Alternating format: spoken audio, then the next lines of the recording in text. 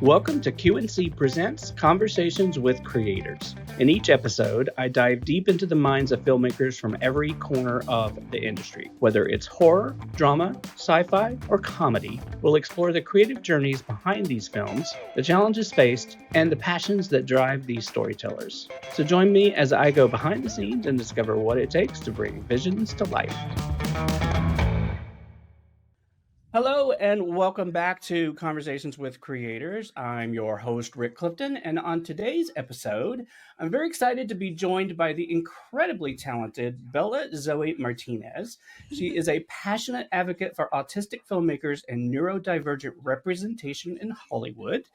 Bella started her career in acting at just 7 years old, and she has since evolved into a writer and a filmmaker dedicated to telling authentic, impactful stories, and her latest project accomplishes that in so many ways. It's such an amazing film. I really, really loved it. The film is called Once More Like Rain Man. It explores the pressures placed on neurodivergent actors in the film industry. And I don't want to spoil anything here, but the cast and crew includes over 50% neurodivergent and differently abled individuals. And I think that is absolutely fantastic. So I'm very happy to have you here today, Bella. Welcome to the show. Yeah, it's great to be here. It's so wonderful to be here, Rick. I don't know how to express that other than that, but gosh darn it, it's great. Oh, great. Oh, first of all, can you just real quick, just tell us a little bit about what this film is about? What's the plot? Oh, sure, yeah. So, the basic synopsis of the plot is about an autistic actress named Zoe who is trying to make a future that has her in it. She's going through a bunch of auditions and trying to, well, throughout all these auditions, she's kind of being cast as a stereotype, but not as an actual character. And it kind of mirrors the own experience that I've had, like when I've auditioned myself for like actual autistic characters and not like characters that just, were regular old characters. It just felt like they were written. So what was your inspiration for telling this story? And it sounds like a lot of this experience comes out of your own experience. So I'm wondering if you could tell us a little bit about the inspiration for telling it. Sure, yeah. Some of the inspiration is kind of based off like how I've been treated as an autistic actress or just like someone with autism in general. When it comes to being autistic, there like people always think there's a certain look or sound, and I'm like, is there a specific sound I'm supposed to sound like? Because I'm just plain old Bella, and like I have friends who are autistic as well, and they've just been told you don't look autistic or sound autistic, and I'm like, where does that come from? It's kind of funky on how that works. But I've gotten auditions before, like I said earlier, like with characters who kind of felt like they were flat. Like I was playing a stereotype. I was playing a disability, but not an actual character. Well, I know you've been an advocate for greater representation of autistic filmmakers. So I'd love to know, how does this film reflect your broader mission for inclusion in the film industry? Half the cast and crew, like throughout like the entire project, is neurodivergent or like has any other type of disability. And the reason I wanted that is because, well, for people on the spectrum, like I know a lot of people don't get a lot of work, but when it comes to being like neurodivergent and whatnot, people deserve to have their voices heard. They deserve to have their stories shared. I'm a storyteller. I've always loved to entertain and take people away for a while on a journey on whatever story I've ever created. It's my passion. It's something that I really enjoy. As you just mentioned, I love the fact that over 50% of the cast and crew were neurodivergent and differently abled. And I wonder if you could talk a little bit about how important it was to have that kind of authentic representation, both behind the scenes and in front of the camera. Well, we got every day done early, that's for dang sure.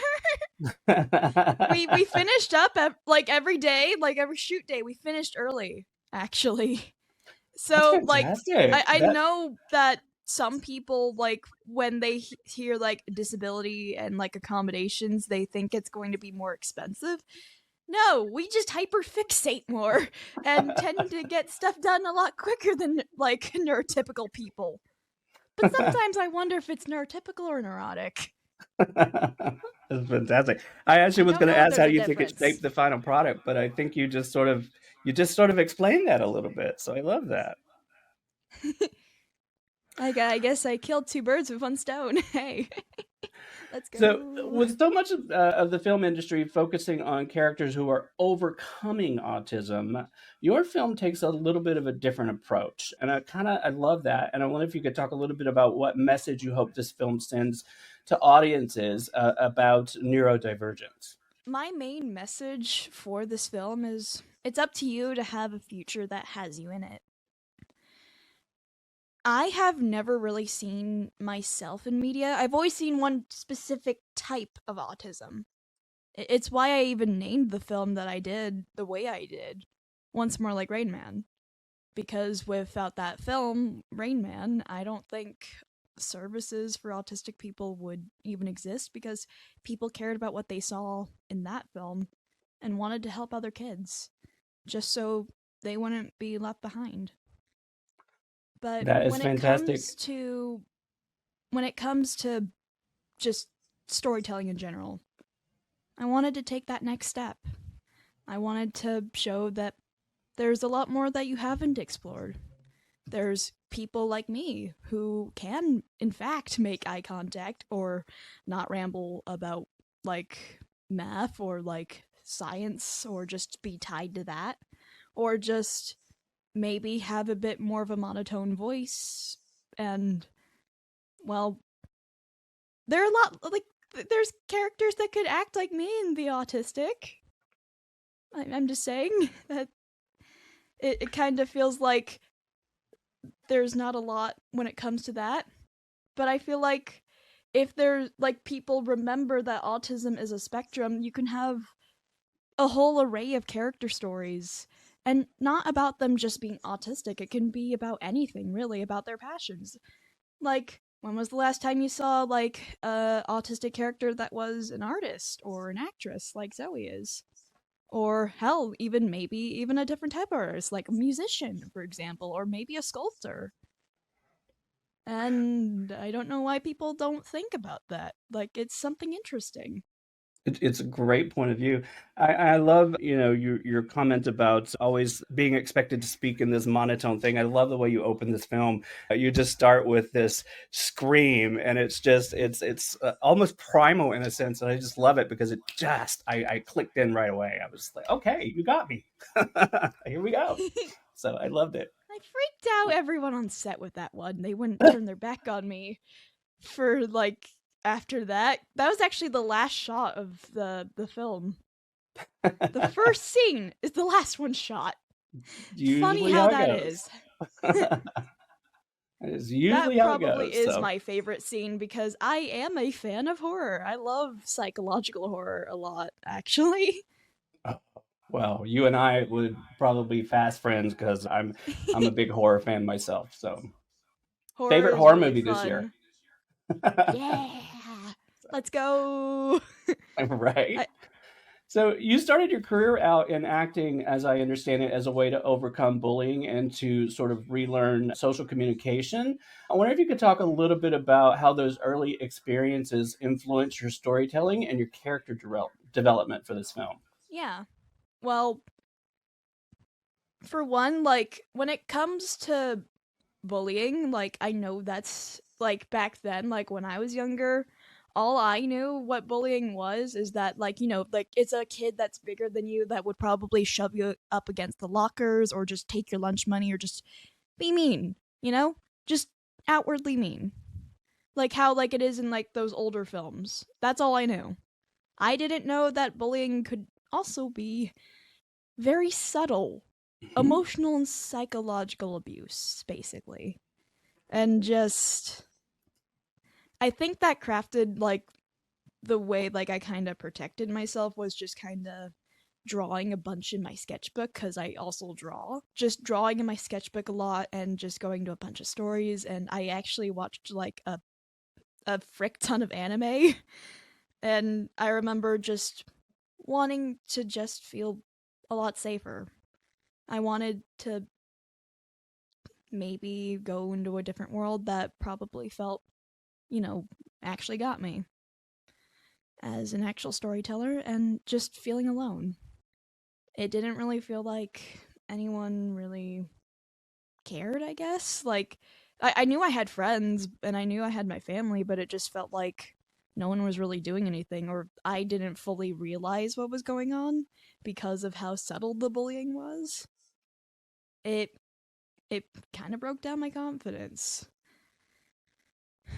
And it's something that I don't really wish anyone else to go through. Like, no child should go through that. Agreed. And I mean, the only really real thing I can say on that one is I wanted to create characters that were a lot like myself. And I remember watching this one show, like Glitter Force, and my favorite character was a bullied girl named Lily. That was her name, I think. But it was like, I connected with that character, and I wanted to maybe have other characters connect with other people. And so I just kind of drew a bunch of stuff in my sketchbook, happy adventures, going to different worlds and dimensions. I'm a huge nerd when it comes to like different stuff that I hyperfixate on because it's something that I truly genuinely enjoy because storytelling is what kept me alive. Really, it is. I love that. I want to talk a little bit about your siblings. I understand they're also on the autism spectrum and they're artists Yep. themselves. Did They their animated the experience credits. and they're in the credits. I love it. They animated it. That's right. Your dad did tell me that. So I was kind of curious if you could talk a little bit about did any of their experiences or perspectives also influence your approach to making this film?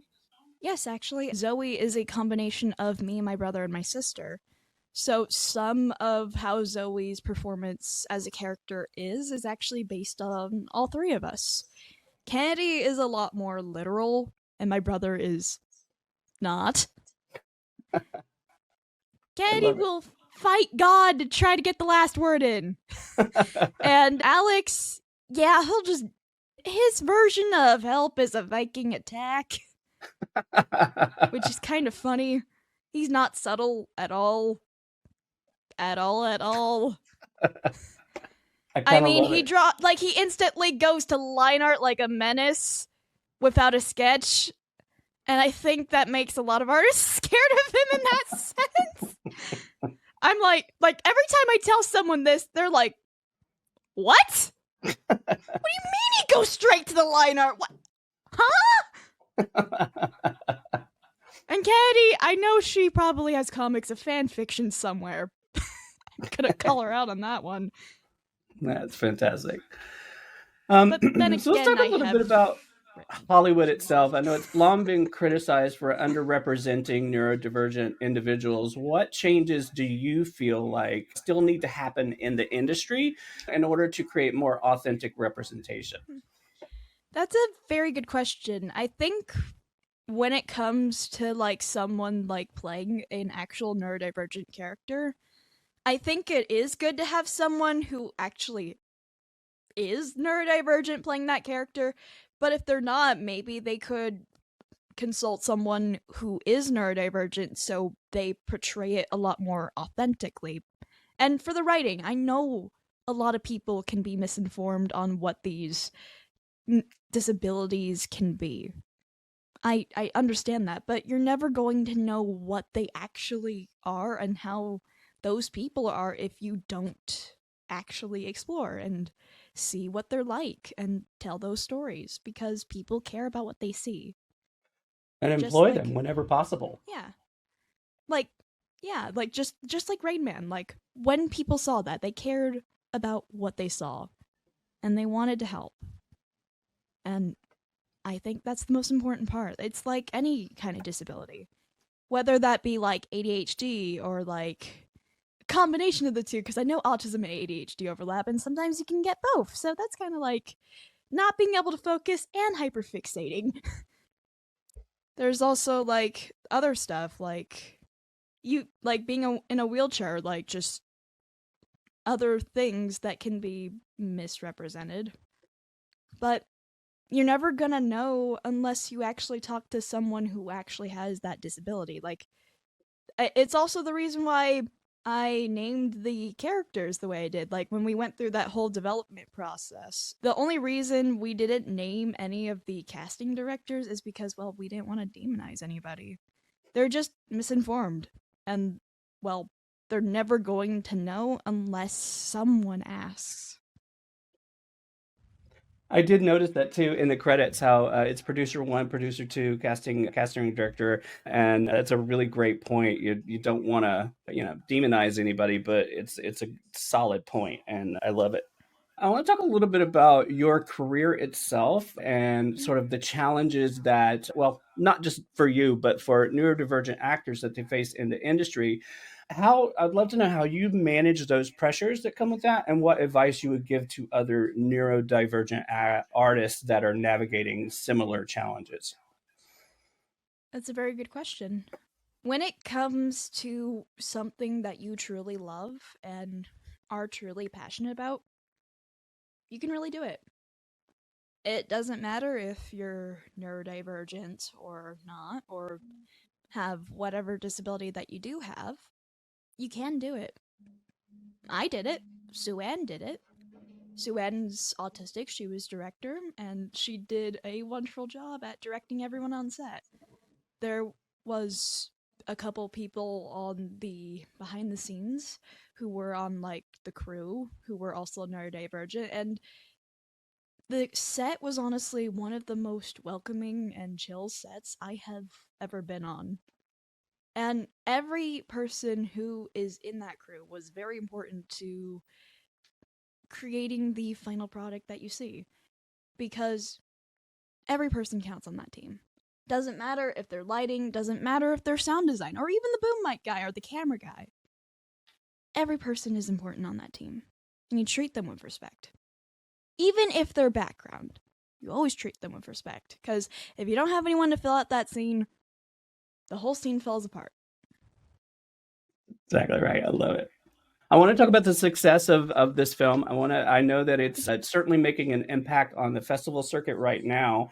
Wondering if you could talk a Sure little bit is. about how the film has been received and what does that success mean to you, both as an actor in the role, but also the writer and I guess in a sense the filmmaker. I mean, Yeah, it's kind of overwhelming to see how well it's doing. Like, I knew it would do well, but oh my god, y'all. You did it. It feels like when you open a YouTube video and suddenly you see it at like 1 million views and you're like, what the fuck? I just uploaded this yesterday! Huh? Wait, where'd you people come from? I Like, it's love kind it. of like that feeling. Because I also do YouTube stuff with my art stuff and original characters and just try to come up with more of my stories there. So it's like waking up to that, and you just like you uploaded it last night, you go to bed not thinking about it, and then you wake up to that and you go, what the frick happened here? Huh? Boom. Where did you come Exactly. from? It's great. So, I mean, it has really been well received. I know you've had deadline articles done. Yeah, I've seen the success of this, so I'm very excited for you. I so want to wild to talk me and how about well it's doing. one of the other really great things in this film is the song. Tell us a little bit about Distant Goodbyes. I'm just going to let you tell it all. Okay. So, sorry, just I'm excited about this part. That's my first original song I've ever written. Songwriting can be a pain, but it's fun. uh it's a story that kind of parallels my own, and it's actually the character the song is about that actually kind of saved me in middle school. Her name is Bella Days. And not like Days of the Week, more like Dazed of Bewilderment, because her name means beautiful bewilderment. She's an original character of mine. And her story is one I wrote, kind of the first character I'd ever truly fleshed out, of a bullied girl who is half human, half supernatural being, and was just bullied for being different. And I wrote something in that was just people are scared of what they don't understand. And sometimes they hurt them because they don't understand it. And I just kind of wrote that like during that time where I kind of felt vulnerable, alone, and I just wanted someone to relate to. It all ties back to wanting that need to relate to something. And unlike Bella, like her, that character, she is, well, an older sister and has two younger siblings who are just like her, and she doesn't want what she went through to happen to them. So that song, in a sense, is a lullaby, and her realizing that she can probably make a future for herself.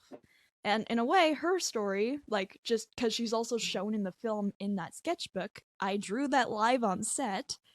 And it's ironic that I drew her there, because her story, in a way, actually parallels Zoe's story. Because, well, even if you don't know it, you know that the character that's drawn in the sketchbook is important to Zoe because it's the first one she draws.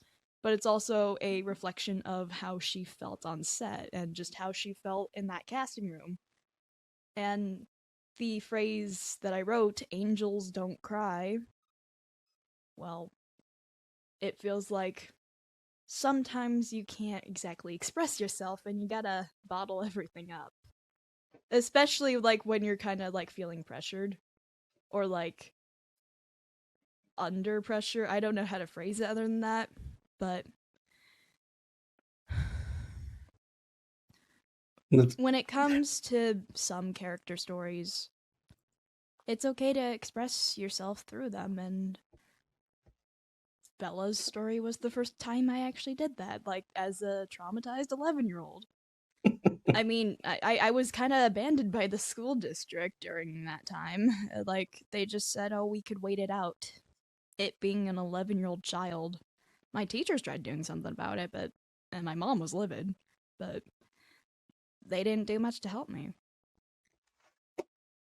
So, in the end, Bella does something for herself. I mean, it's just all so great, and the film itself is absolutely wonderful. I love it, and I wish you continued success with it. I would love to know what's next on the horizon for you as a writer, as a filmmaker, as an advocate. What are you working on that you can share with us? Oh, yes! I love this part. So, me too. I have a... Okay, little drum roll. I have a bunch of ideas, and as a writer, you bounce through a lot of ideas, and I know with the script and that process, we did have to kill a lot of your darlings, a lot of our darlings, because there were some parts in that script that were pretty good, but I'm like, you're good, but you don't fit the flow of the story. Sorry, you're out. Yeet! And I just hit the mic. No! You're all good. I hope that doesn't damage the audio. Anyway, what was I We'll saying? figure it out. Right. I hope to maybe turn this into like something bigger, like maybe like a small mini series and or a feature, I don't know. But like, cause we approached the development process like a feature. Cause like we had to get this down to 15 minutes. If you're wondering why the animation is like at turbo speed, that's why, because we had to get it exactly 15 minutes, because if we didn't get it anywhere exact at 15 minutes, we wouldn't be accepted to many film festivals. Let's be real. I'm working on a bunch of original stories, and I hope to maybe work on an animated thing, like for my characters. I don't know how I'm gonna do that. I've been working on my character stories since I was 11. You know, like you do. It's always seems to spawn in middle school or elementary school, like towards the end of elementary school, and somewhere in the beginning of middle school is where most artists seem to spawn their original stories and creations. I've noticed this trend. I'm one of those. One I think story mine is started. Yep. One story that I am working on, and it's an interconnected universe, is called The Burdens We Carry, and the one I'm profusely working on is a supernatural mystery horror with psychological horror elements called Ghosts by Candlelight. It's really cool. I love it. Well, You know, I like, host the podcast Quills and Chills, so when Ghost by Candlelight is ready, I would love for you to come back and talk to me about it. So please. I'm very I excited for it. love writing the characters. They're so fun. But when you get writer's block and you can't figure out like where the ending of like a certain thing is, even though you had to mentally remind yourself, Bella, this is an extended universe, Bella. You have multiple character stories. You can just expand upon it in like multiple works, Bella. Don't over stress it. You just gotta mentally shake yourself by the shoulders by that one. I know that feeling very well, Bella. Trust me. So It's I have a banged work my in head against the progress wall on many a that day. one. So how can our audience find you, and how can our audience find you online? Easy. So, I have Instagram. You can find me there. You can find the film there too. Well, at least the behind the scenes. If you want some little funsies right there, because they're fun and just silly, and you love that. You love that silly, silly stuff, because I love little silly goobers on set. I have a YouTube channel, Bella Days. It's actually it's like the character that I named, and that's also what Distinct Goodbyes is for. I have my live performance that I did for my Epic Players Cabaret there too, so Sweet. that's fun. So if you want to see like a live performance of Distant Goodbyes, you can see it over there, or like get the song on like Apple Music or something, or YouTube Music. I don't know. It's also on Spotify, so that's a thing. No, I love it.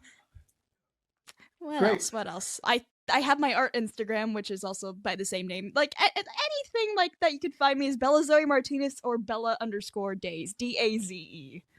Perfect. I'll include all of that in the show notes. I'll also, for the video version, I'll put it on screen for everybody as well, so that they have all of that. So this has been absolutely wonderful. Thank you so much for coming and talking to me this morning. Like I said, I just absolutely love this film, and I want everybody to see it. So it's just really wonderful, and great performances all around. You've even got Vella Lovell, I noticed, was in the film. We worked with her on She-Ra, so I actually was very surprised to see Vella. Really? I was like, "Hi, there she is." So she was so darling to talk to, and she's so great. And I guess you also noticed Joe Mantegna. Joe Mantegna, I saw him too. Yeah, Sue-Ann actually got some people from because she did As We See It, and she got some people from there to come on, and Dad got some from like his work, All American, and just like that kind of sister show, just to come on. And that's kind of like that's how everyone kind of came together on this project. That's how it works. And that's exactly how it works. Before doing that beginning scene, like the only scene that Joe's in, he had not seen me perform it before, and like the only reason I did it so creepy is like because that was the first time I'd actually done it so creepy, because it was actually really different in the earlier versions. Sue-Ann thought it was creepy that my hair fell on my face. That's it. And I'm like, oh my god, this is a horror scene. No backing out now. I need to grab every piece of horror media that I know and just put it in here. I basically put Murder Jones episode 5, because that was the only thing we had, and the character Sin, just the way she moves is really creepy and robotic and just like kind of like a marionette. Krona from like his introduction from Soul Eater, just the way he moved was just kind of like a clockwork, and it was just like unnatural and just unhinged, and every other piece of little horror snippets and creepy stuff that scared the absolute frick out of me just in that. And I love Little Nightmares, so I put some of that in too, because Little Nightmares does give me the heebie-jeebies. Yeah, it's in the name. Of course you're gonna be scared by something called Little Nightmares. Go figure. Well, mission accomplished, because it was great. I was like, oh, look at you It was my favorite one. I remember, I think it was Darren, he recorded some of it, and he texted to his kids, like, good luck sleeping tonight. Indeed. So, good stuff. Well, thank you again, and for the rest of you, we will see you guys next time on Conversations with Creators. Bye, you guys. Bye!